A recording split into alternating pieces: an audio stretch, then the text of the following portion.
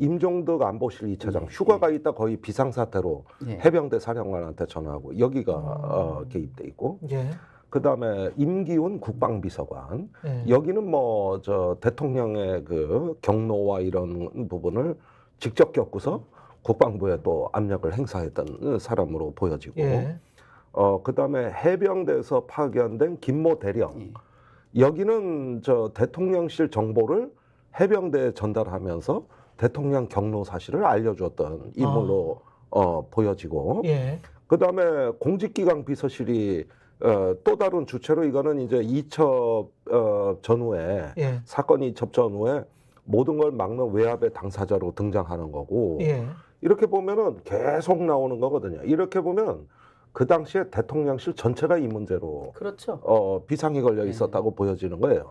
그러면 전체가 7월 31일부터 8월 2일까지. 7월 30일 그 수사 결과 발표를 취소한 게 7월 30일이잖아요. 31일. 31일이죠. 그러면 31일 날 대통령실에서 전화를 받고 취소를 했다는 거 아니에요? 전화를 받고 취소했는지 본인들 주장은 뭐 다른 이유 때문에 취소했다고 하니까 하여간 받은 다음에 공교롭게도 취소가 된 거 아닙니까? 그러면 이때 이 대통령실에서 전화를 한 사람이 공직기강 비서관인 이시원이었습니까? 아니면 다른 인물일 수 있습니까? 그거는 이종석 국방장관은 임기훈이라고 말하고 있습니다.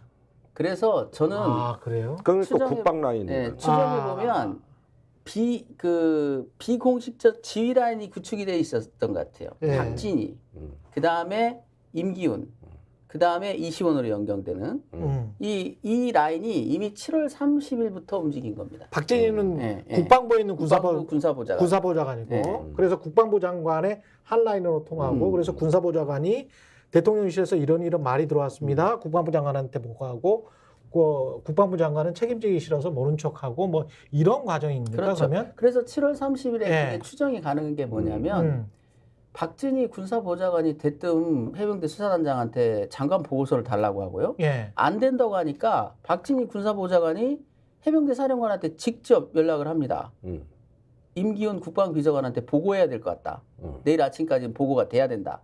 그러니까 김기환 사령관이 이 임기훈 국방비서관한테 전화를 해요. 실제로 그 장관 보고서를 받기 위해서 그러면 이 임기훈 국방비서관은 그것을 자기가 대면 보고 비대면 보고만 하고 말았다고 하지만 결국은 그 뽑아간 정보를 이쪽에 이 이시원이라는 공직기강 비서관한테 전달했을 가능성이 매우 높다. 이미 7월 30일 날. 그래서 공직기강 비서관실이 미리 알고 있었던 거다. 그리고 그 대통령 경로에도 개입돼 있을 가능성이 매우 높다라고 저는 보고 있어요. 잠깐만요. 근데 임기훈 국방비서관이 국방부 장관에게 직접 전화 걸 만한 급이 되나요? 가령 공직기강 비서관은 준장인 유재현한테 전화를 할 수 있다고 봐요. 그리고 준장 아닙니다. 유재현 민간인이에요. 유재현 민간인입니까? 민간인 계약직이에요. 민간인이고 그다음에 군사보좌관은 박진희는 준장이죠. 네, 준장. 그러면 그렇게는 할 수 있다고 보는데 아까 지금 대통령실에서 7월 31일 날에 수사 결과 발표 취소 직전에 전화한 사람이 임기훈 같다라고 하셨잖아요. 그러니까 임기훈이 국방부 장관한테 전화해서 국방비서관 정보가 계급은 안 맞지만 그 역할이 이미 이 용산의 대통령실에 있는 사람들은 계급이 상관없습니다. 그래요? 그거는 일단 대통령을 대리해서 전화할 때는 계급이 낮아도 충분히 가능해요. 제가 청와대에 있을 때 행정관일 때도 장관한테 전화 여러 번 하고 찾아도 가고 술도 얻어먹으러 가고 다 했어요. 그런데 여기서 임기훈 국방비서관이라 그러면 더더욱 의미가 있죠. 그때 대통령한테 현안 보고 시에 이 사건 이첩 계획을 보고한 게 임기훈이거든요. 대통령한테 보고한 사람이. 그리고 임기훈한테 화를 낸 거란 말이에요. 장관 바꾸라고. 그럼 임기훈이 전화한 게 맞지. 당연히 거기가 전화해야 이게 오히려 외압의 흐름이 이게 보이잖아요. MBC가 보도한 7월 31일 날 11시 45분에 통화라는 것은 대통령의 경로 이후에 후속 조치가 전달됐을 가능성이 높다고 저는 봤어요. 왜냐하면 대통령 경로는 시간적으로 봤을 때 10시에서 11시 사이에 있었던 것 같습니다.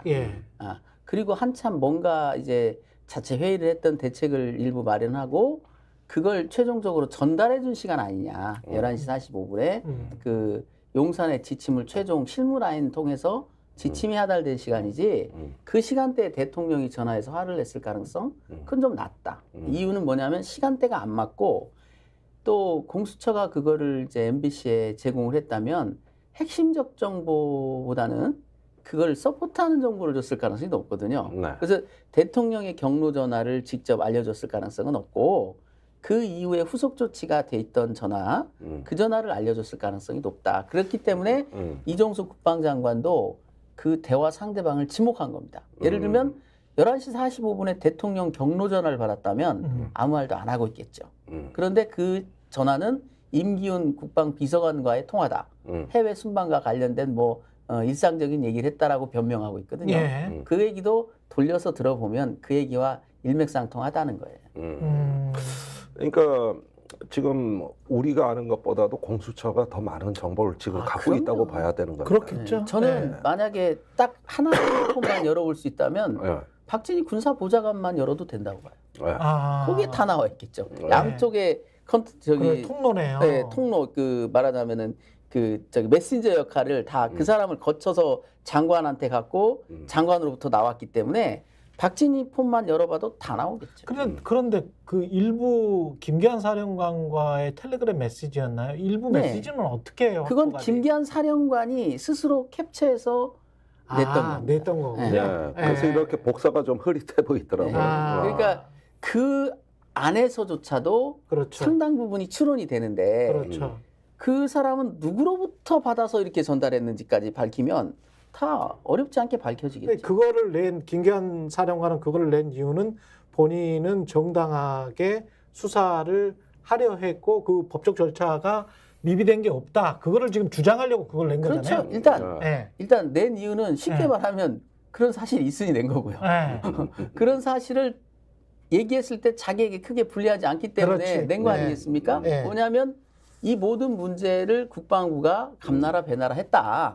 이 얘기를 하고 싶었던 거죠. 그렇죠. 우리 해병대 잘못이 아니다. 그 얘기를 하려고 첫 조사 때 그걸 낸 겁니다. 뭐 징계로 해결해달라는 얘기. 그다음에 자기는 분명히 조사본부에 이것이 국방부에 직권남용이 되니 안 된다. 조사본부를 이관해달라고 건의를 했는데 국방부가 완전히 짓밟아버린 내용이랄지 이런 내용은 최악의 경우 이제 해병대 사령관은 자기와 해병대 수사단을 지켜야 되기 때문에 이런 자료를 낸 거죠. 그래서 중수대장하고 한 말 있지 않습니까?